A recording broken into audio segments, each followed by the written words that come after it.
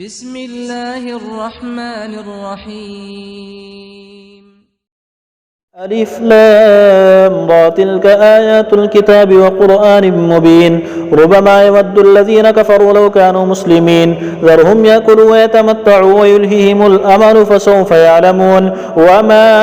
أهلكنا من قرية إلا ولها كتاب معلوم ما تسبق من أمة أجلها وما يستأخرون وقالوا يا أيها الذي نزل عليه الذكر إنك لمجنون لو ما تأتينا بالملائكة إن كنت من الصادقين ما ننزل الملائكة إلا بالحق وما كانوا إذا منظرين إنا نحن نزلنا الذكر وإنا له لحافظون ولقد أرسلنا من قبلك في شيع الأولين وما يأتيهم من رسول إلا كانوا به يستهزئون كذلك نسلكه في قلوب المجرمين لا يؤمنون به وقد خلت سنة الأولين ولو فتحنا عليهم بابا من السماء فظلوا فيه يعرجون لقالوا إنما سكرت أبصارنا بل نحن قوم مسحورون ولقد جعلنا في السماء بروجا وزيناها للناظرين وحفظناها من كل شيطان رجيم إلا من استرق السمع فأتبعه شهاب مبين والأرض مددناها وألقينا فيها رواسي وأنبتنا فيها من كل شيء موزون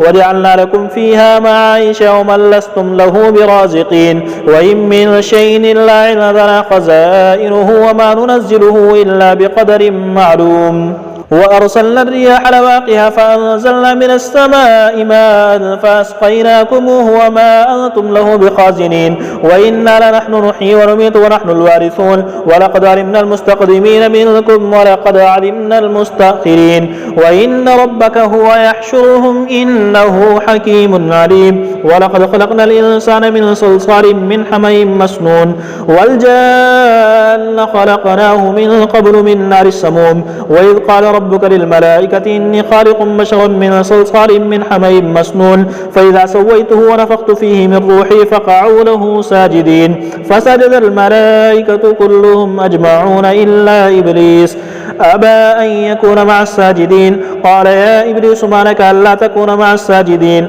قال لم أكن لأسجد لبشر خلقته من صلصال من حمإ مسنون قال فاخرج منها فإنك رجيم وإن عليك اللعنة إلى يوم الدين قال رب فأنظرني إلى يوم يبعثون قال فإنك من المنظرين إلى يوم الوقت المعلوم قال رب بما أغويتني لأزينن لهم في الأرض ولأغوينهم أجمعين إلا عبادك منهم المخلصين قال هذا صراط علي مستقيم إن عبادي ليس لك عليهم سلطان إلا من اتبعك من الغاوين وإن جهنم لموعدهم أجمعين لها 7 أبواب لكل باب منهم جزء مقسوم إن المتقين في جنات وعيون ادخلوها بسلام آمنين ونزعنا ما في صدورهم من غل إخوانا على سرور متقابلين لا يمسهم فيها نصب وما هم منها بمخرجين نبئ عبادي أني أنا الغفور الرحيم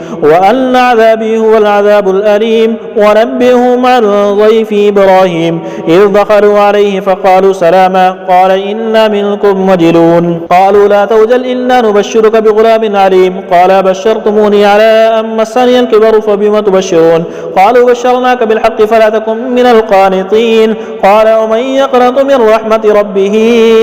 إلا الضالون قال فما خطبكم أيها المرسلون قالوا إنا أرسلنا إلى قوم مجرمين إلا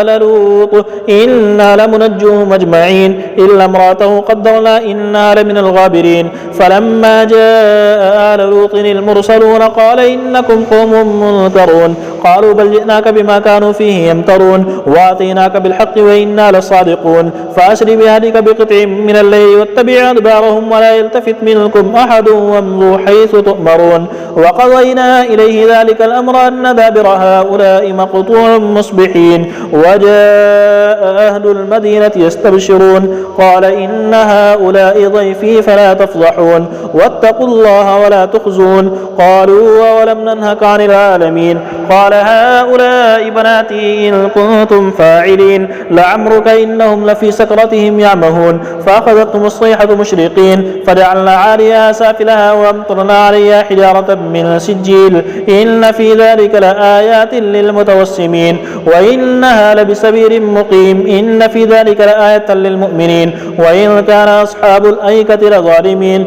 فانتقمنا منهم وإنهما لبإمام مبين ولقد كذب أصحاب الحجر المرسلين وآتيناهم آياتنا فكانوا عنها معرضين وكانوا ينحتون من الجبال بيوتا آمنين فأخذتهم الصيحة مصبحين فما أغنى عنهم ما كانوا يكسبون وما خلقنا السماوات والأرض وما بينهما إلا بالحق وإن الساعة لآتية فاصفح الصفح الجميل إن ربك هو الخلاق العليم ولقد آتيناك سبعا من المثاني والقرآن العظيم لا تمدن عينيك إلى ما متعنا به أزواجا منهم ولا تحزن عليهم واخفض جناحك للمؤمنين وقل إني أنا النذير المبين كما